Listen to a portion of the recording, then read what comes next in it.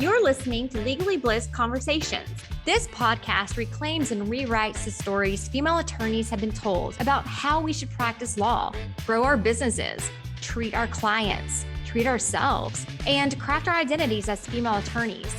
We'll hear inspiring stories from current and former female attorneys, the ones who question the stories they've been told, the ones who aren't afraid to live boldly and step into their own power.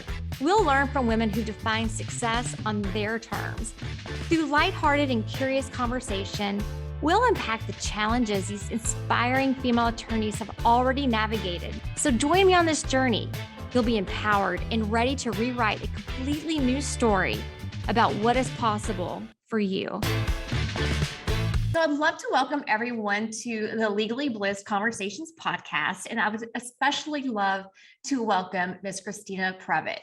Christina is the CEO and co-founder of New Jersey Divorce Solutions, a law firm dedicated to helping people divorce peacefully and amicably.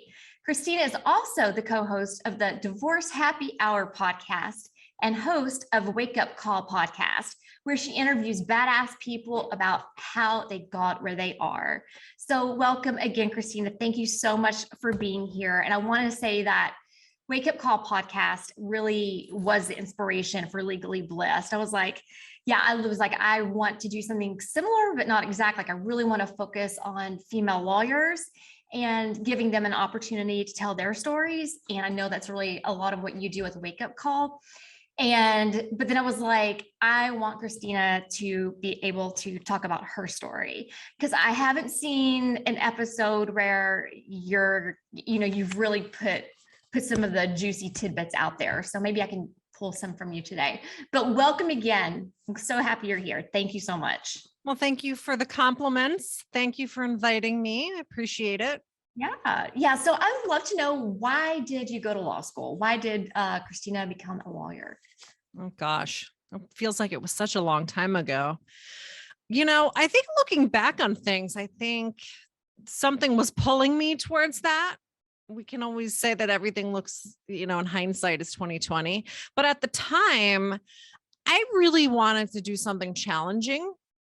I just wanted to do something where I knew that when I was done, like, oh my God, I can't believe I did that. And for me, I don't know why at the time, that was law school. Did you go directly to law school out of undergrad? I didn't. When I left undergrad, I kind of was a little lost, like I think a lot of people are.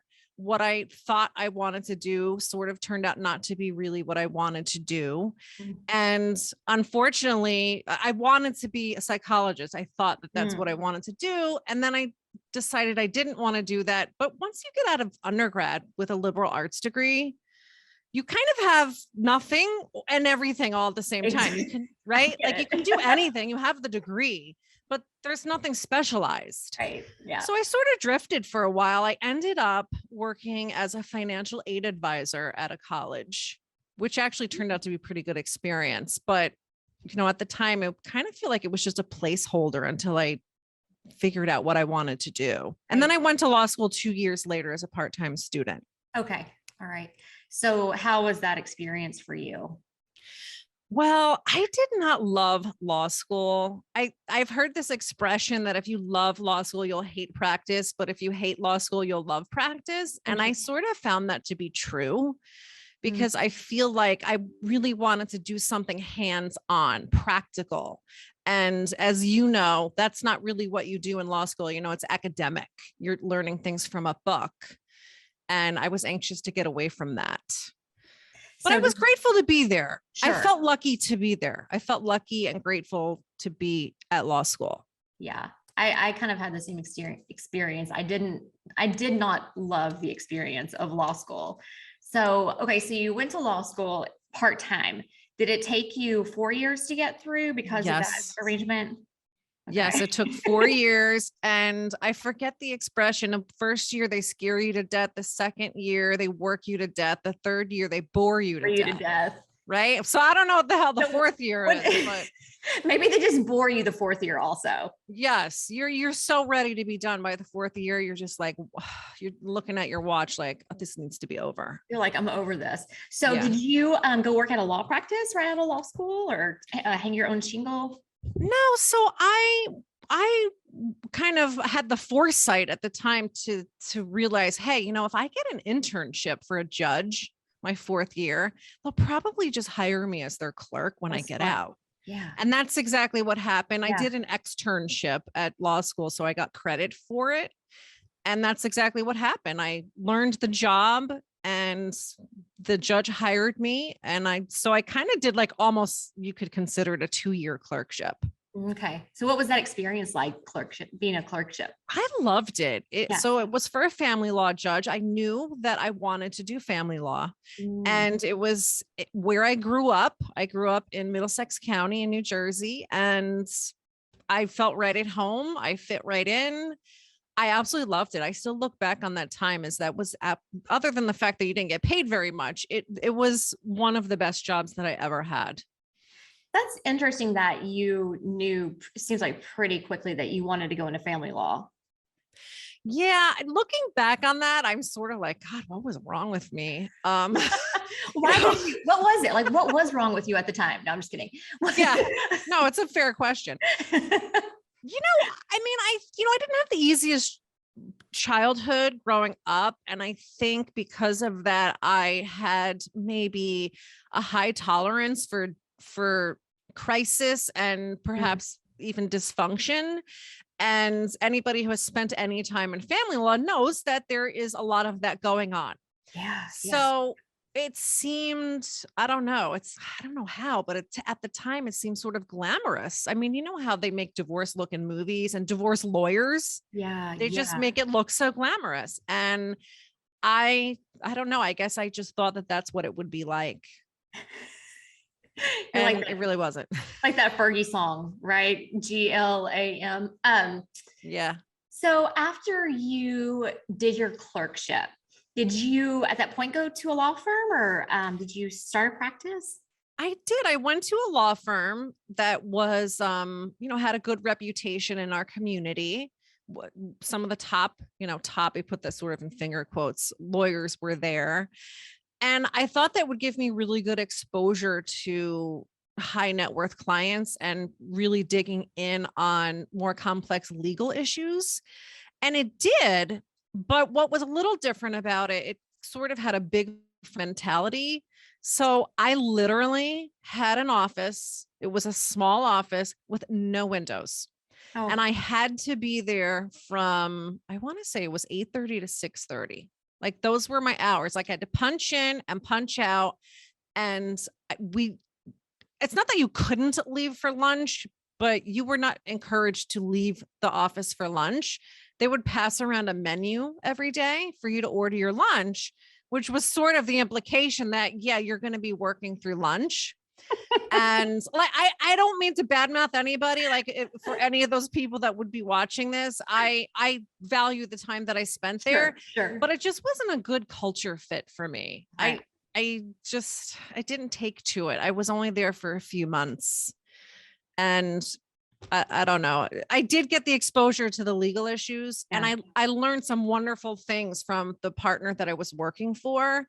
But I think long-term, it just wasn't a good fit for me. So I ended up somewhere else at a smaller firm 4 months later, and I stayed there for 8 years. Oh, wow. Okay. So did you have a mentor at that firm that you kind of worked with? I don't know if I could really characterize him as a mentor, because, one of the reasons I felt like it wasn't a good fit for me is because he kind of just was in his office all the time, and I was in my office all the time. Mm-hmm. We didn't work together much. Mm-hmm. And, he later said to me, and I respect him being honest about it. He said, I just realized I don't want to train a baby lawyer, because that's what I was at the time. Fair. Right. Yeah, it's fair. And I get it. Because I get it now. I'm really not in a position where I want to do that either. Yeah. But I did still learn a lot of things from him just by watching him do his thing. And, there were other wonderful attorneys there at the time too, that I did learn some things from. Mm-hmm. So that's sort of how it worked out. Yeah. And then you're like, I'm out of here. You went to another firm that you were at for 8 years.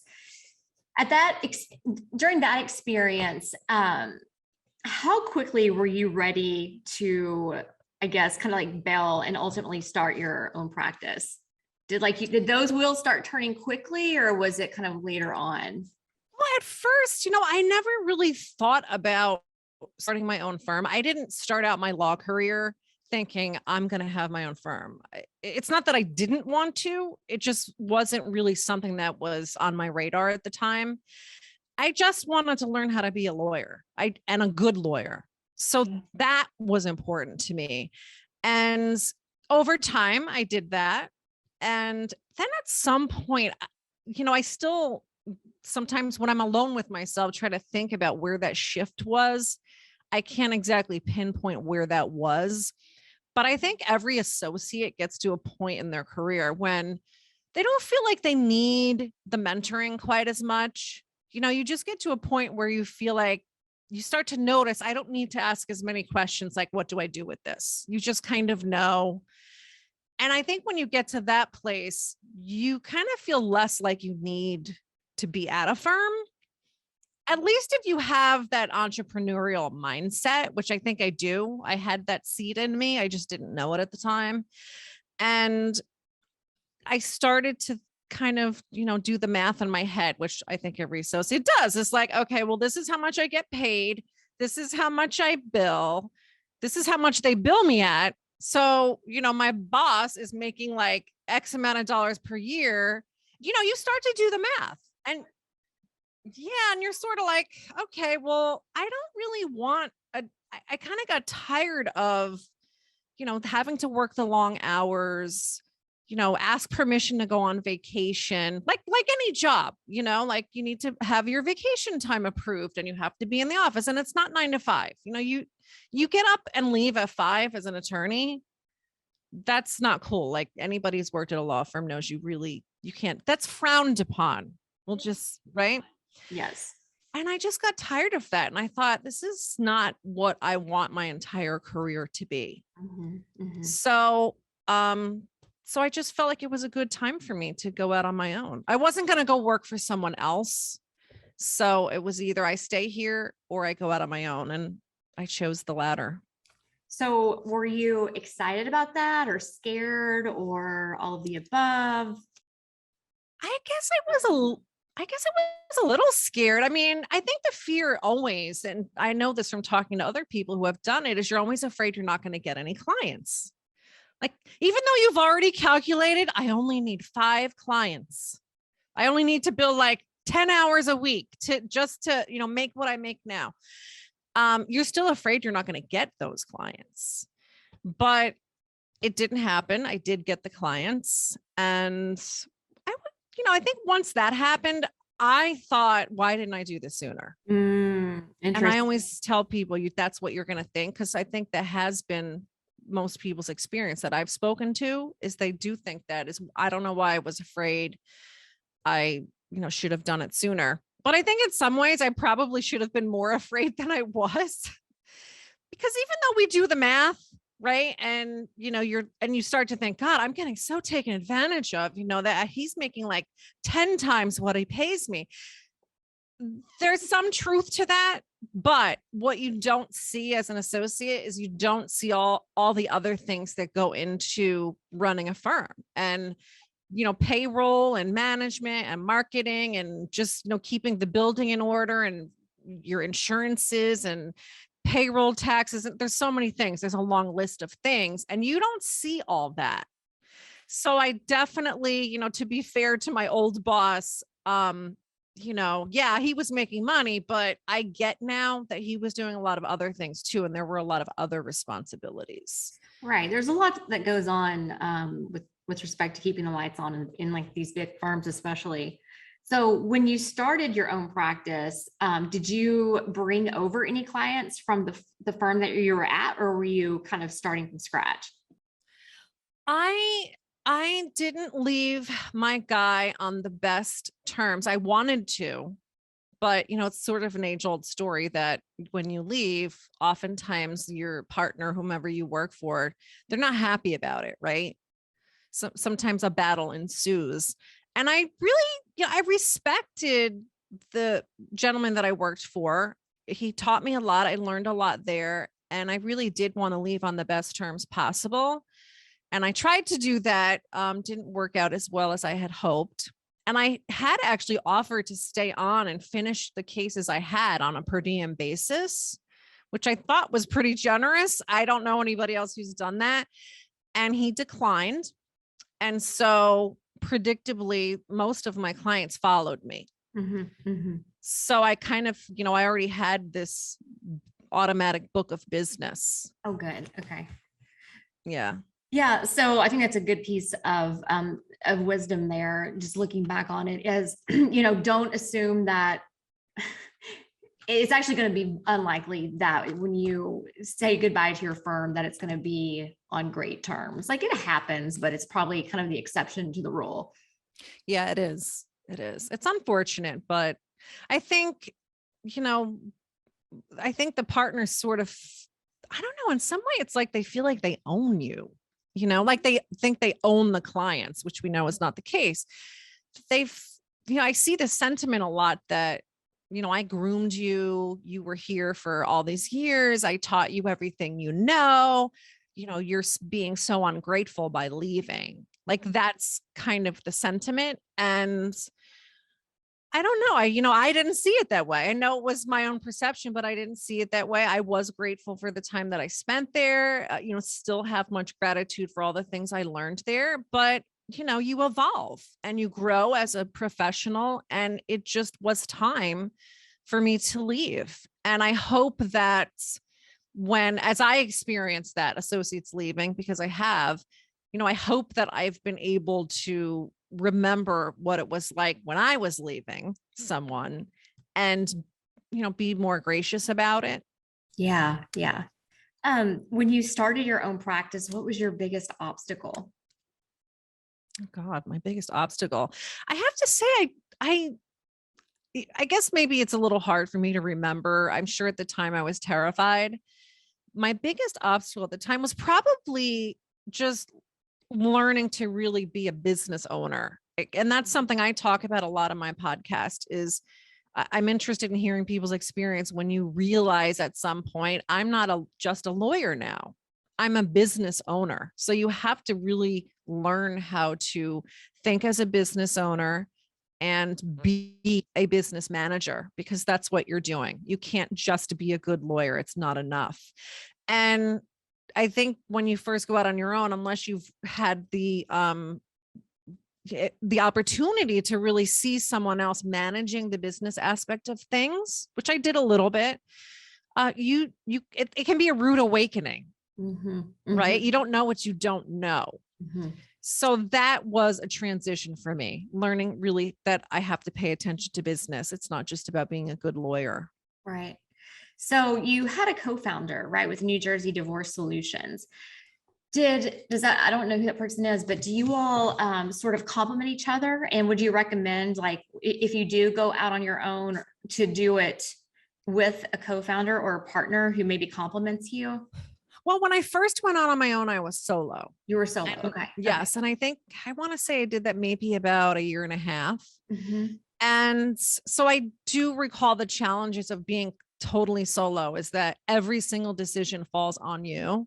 Just kind of scary. Yeah. Looking back on things, I ended up getting business coaching, which really changed things for me.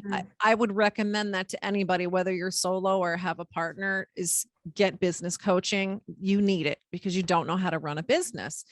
And ultimately, though, I did partner up with John Knocklinger, and we had a case together. That's how we met, and we became fast friends.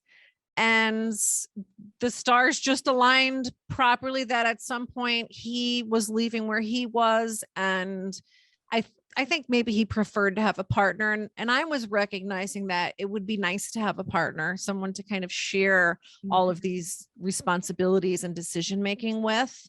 So we partnered, and that's when we created what is now New Jersey Divorce Solutions. And what I would say to people about having a partner is it can be wonderful if it's the right person. It can be terrible if it's not the right person. Just like a relationship, right? Yeah, it's, it is a marriage. It really is. Yeah. I mean, and there are legal entanglements, and you have to really make sure that this person that you're partnering with, don't just do it out of convenience. Don't just do it because, oh, well, I don't want a partner. I don't want to be solo. I want a partner. And, oh, hey, you need a partner too. Let's be partners. Don't do that. So many people do that. And, much like getting married, there are certain things that you should discuss before you do that to make sure that you are compatible, that you're going to be making, compatible decisions. Like, for instance, it's something I see people fight over all the time is money and how much work each one is doing. If one of you, if it's your goal to back out of practicing law and focus more on other things, but one of you really wants to practice law and you want to build 200 hours a month, you guys need to be on the same page about that. Because if you're not, at some point there is going to be resentment because one's going to feel like he or she is doing more than the other. John and I have had growing pains. We did not have those talks before we partnered. So, and I can say this all in hindsight. And we've had our share of differences, but thankfully we've gotten to a place where we were able to work them out. And we found that what ultimately ended up working best for us was to have very clearly defined roles. You do this and I do this. And because we're both very independent, right? Like, that's why we went on our own. We didn't want to have a boss or feel like we had a boss. And you just cannot have two people making all of the same decisions. It doesn't work. At least it didn't work for me. So once we were able to really identify our respective responsibilities, things really started working very smoothly at that point. So that's what I would recommend to people. I love that. So did you all do a kind of a written agreement? We didn't really. That's another thing I would highly recommend, which I've learned from our own mistakes, is to do that. Treat your relationship like it's a business relationship, because it is. It is a business relationship. And don't forget that. Even though you may be friends, maybe you're even related, you have to treat it like it's a business, because it is a business. Business prenup. Well, or post-nup. Kind of. I mean, there's going to be sticky things that pop up here and there. And, I always say that the written agreement isn't necessarily because, you're worried someone's, maybe going to screw you over or something like that. Although it happens. Like, let's be realistic. Those things happen all the time. But I think it really just clarifies things for both of you. What are our respective responsibilities and obligations to each other? Make sure you're on the same page about it. Don't guess, don't assume. Yeah. And then if there is any confusion, you can go back and look at that agreement, right? So it's not like it's as subjective. It's not like you're having a subjective argument or taking these subjective positions. You can go back and like, okay, this is what we agreed to, right? You can try to, tailor how you're going to go forward based on what has actually been written in that agreement. So I think that's some fantastic advice. Let's take a quick pause for a message from my sponsor, Prominent Practice. Are you thinking about a career transition from big law or partnership to a solo practice, selling your practice, or maybe you're launching a project unrelated to law? Whatever the reason for your transition, you'll need support along the way. Enter Prominent Practice, an executive consulting and marketing firm specializing in branding, positioning, and reputation management for transitioning attorneys. Founded by a female entrepreneur who spent a decade building smart digital platforms for thought leaders before pivoting to focus on high-end service providers who were preparing for successions, mergers, and acquisition events in their businesses.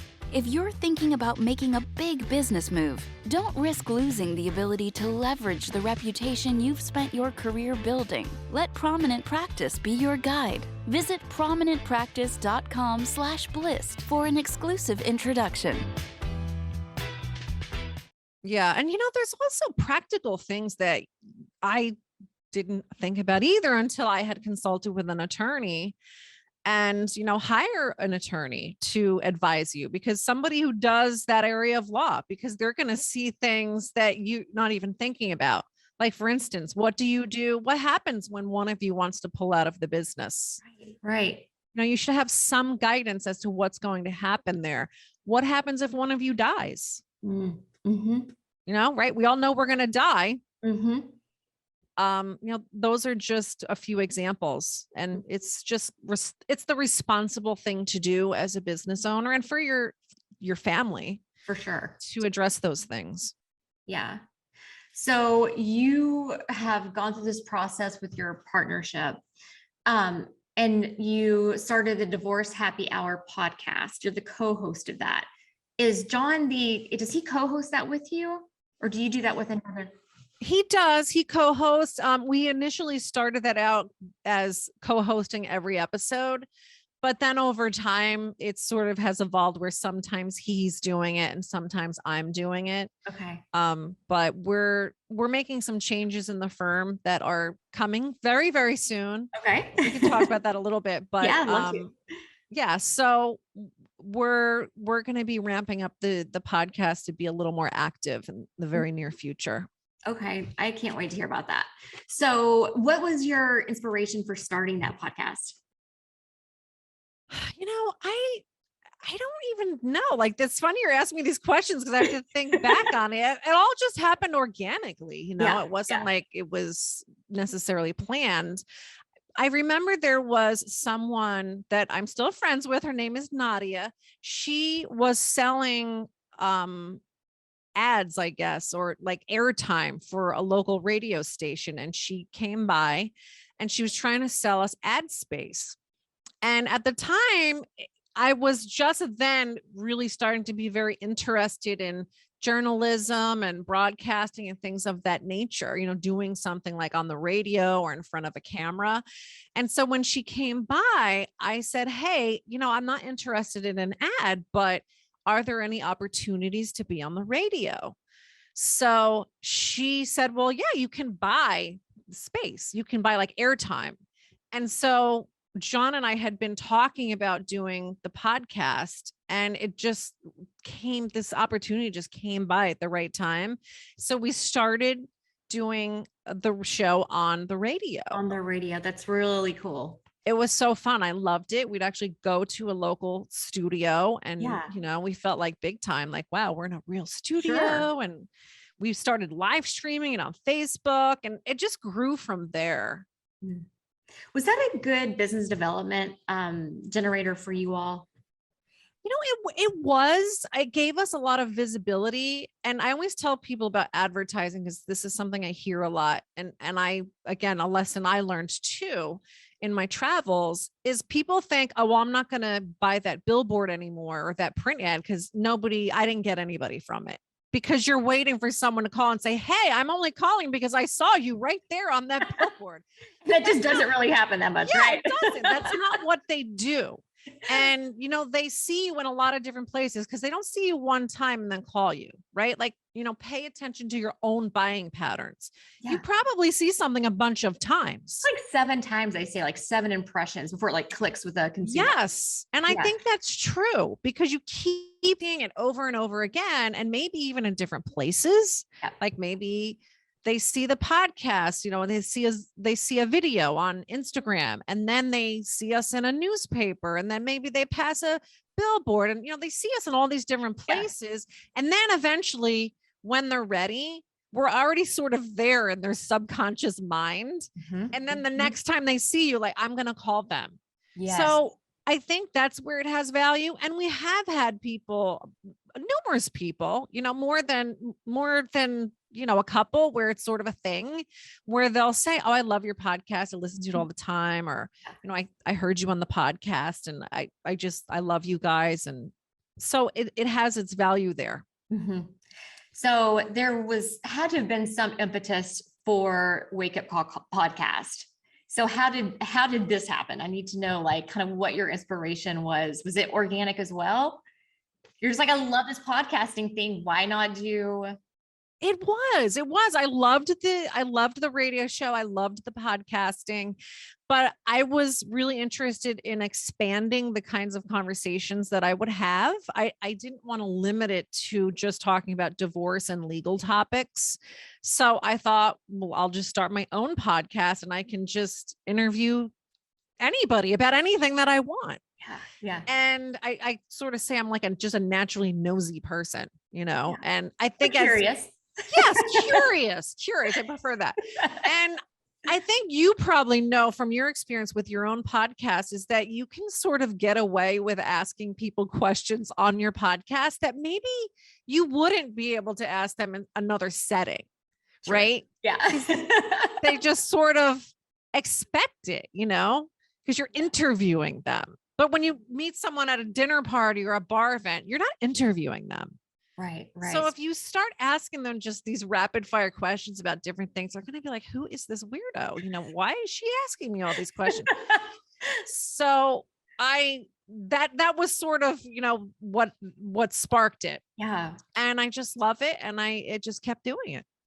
So you're like, I can be weird and curious on my own podcast. That's kind of the beauty of the podcast, right? Like you can kind of do whatever you want with it, which is amazing and scary at the same time. Yeah. And, there's no pressure to get like 1 million downloads, right? I mean, if you were hired by a major network for a show, first of all, you'd have to be somebody known and recognized for them to even do that. But even then, when you get on the show, you have to have ratings. They're not going to keep you around. But with a podcast, anybody can do it, right? Like, and it doesn't matter if you have 1 million downloads. It doesn't matter if you have 2 downloads. If you're enjoying it and you're getting something out of it, then you can keep doing it. And so it kind of takes a little bit of the pressure out of it. And for me, it was like the perfect forum for me to just talk to people and hear their stories. So what's next for your podcast? I don't really know. I'm still doing it. I was religiously pumping out episodes every week, sometimes more. And I think I slowed down a little bit on that. And I'm just being a little more choosy about the guests that I invite on. Before I felt like there was just this obligation, like, got to publish every week. And now I'm sort of like taking some time to reflect, like, who do I really want on the podcast? Like, what kinds of stories or experiences or people do other people maybe want to hear from? Right. So also I'm going back to school. I was accepted into Columbia University for a journalism program. Okay. Congratulations. Thank you. Congratulations. So let's talk about that. When's this going to start? It sounds like journalism is a thing that you love. Yeah, it is. I feel like, you're asking me, where's the podcast going? And I don't know what's going to happen. School. Yeah. That's where it's going. And I realized that, this isn't just something that I want to do as a hobby. I would do it as a hobby forever, but it's growing into something bigger where it's not going to just be a hobby. It's going to be a career, a new career. And I'm very excited about that. And I don't know where it's going to go. I'm going to school with an open mind. I am very much looking forward to learning from the best in the industry and just seeing what happens, seeing where things go. Okay. I think that's such a cool perspective, right? Like it's kind of like how you've approached many things, like very organically, like very open-minded. You're just kind of open and you're like not taking a rigid approach. It's like, let's see what happens when I go to Columbia. So what semester will you be starting? We're in spring of 2022. Yeah, I start in the fall. It's a fall start only. Okay. And it was sort of fortuitous the way even the application process happened for me, because I've been thinking about it for a few years.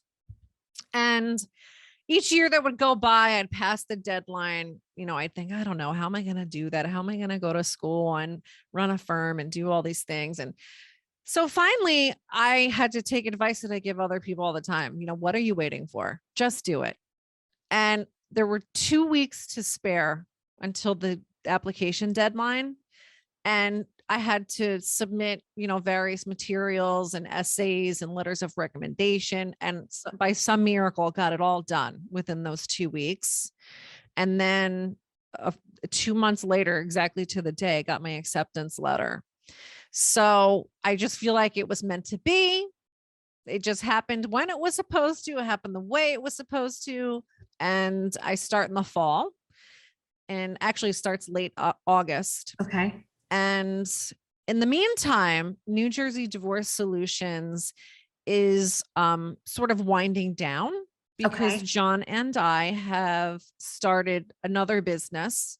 It's called NetSquire, and it will provide, so it's sort of like a play on words, like Internet Esquire. I love it. And thank you. And it will provide online mediation services for divorcing couples and online document preparation for divorcing couples.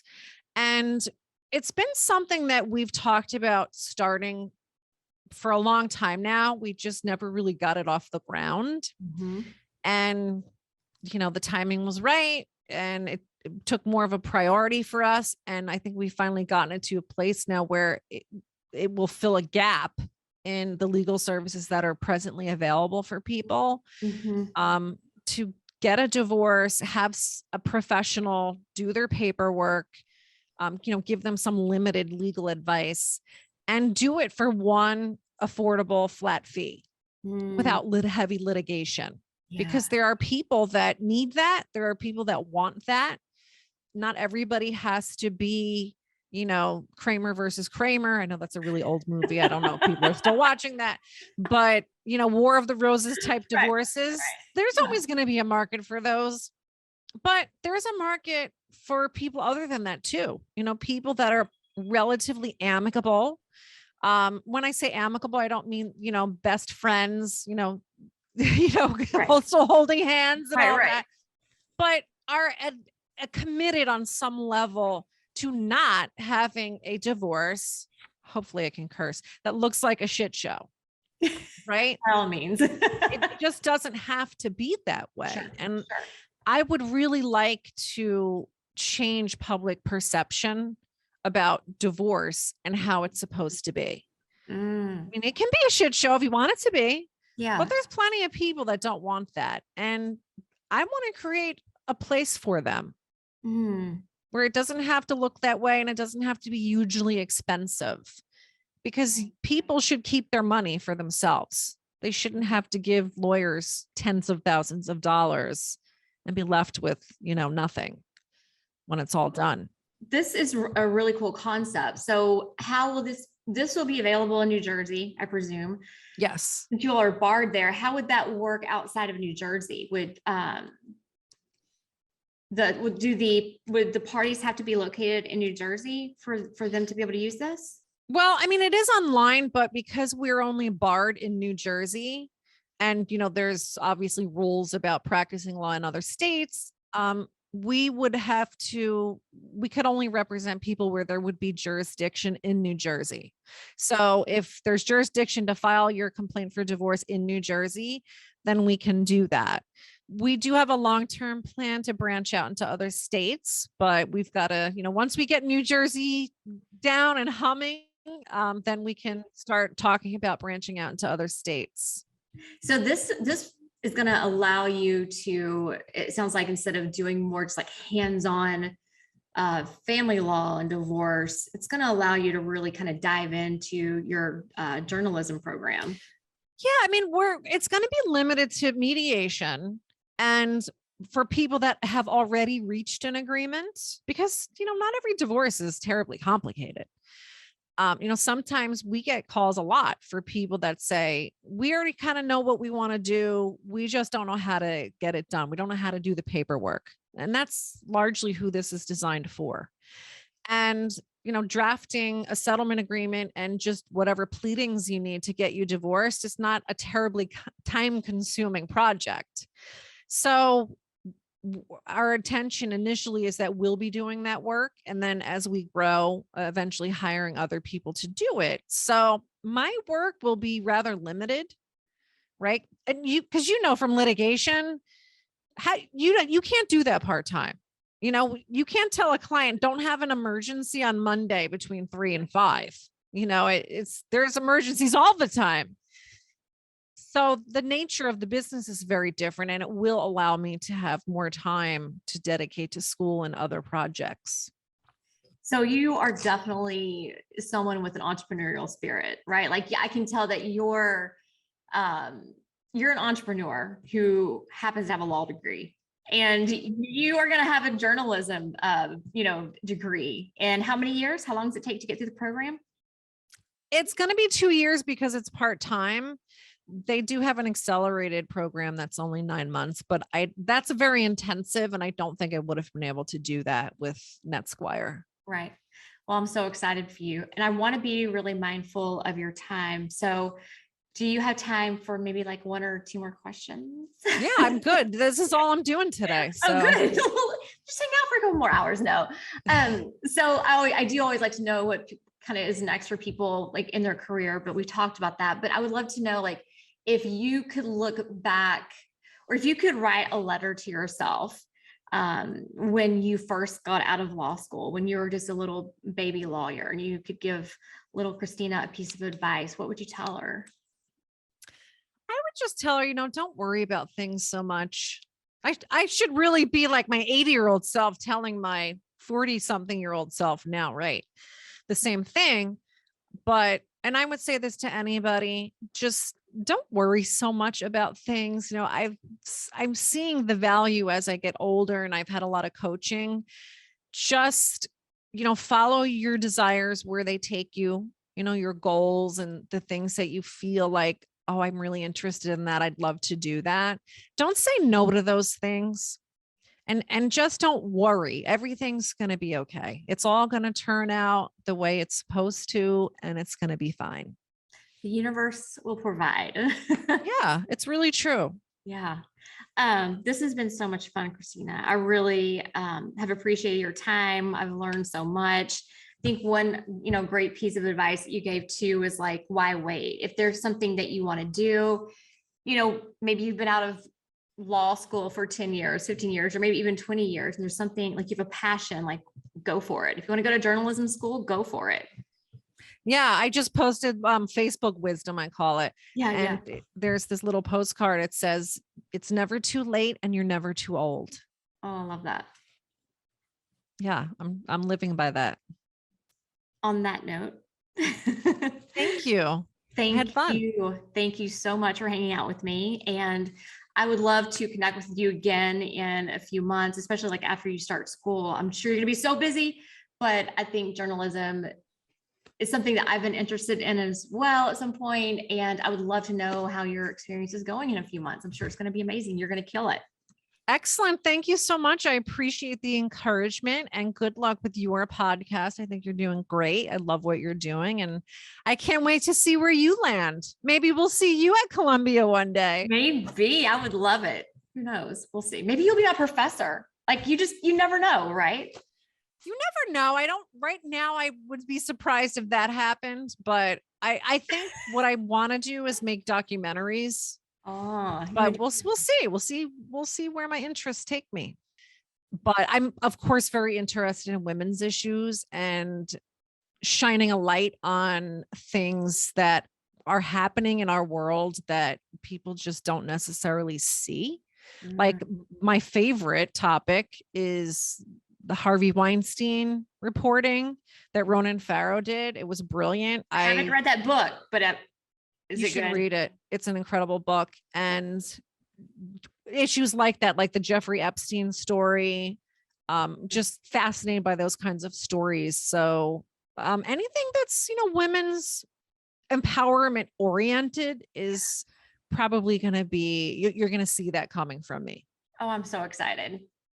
Where can people find Christina?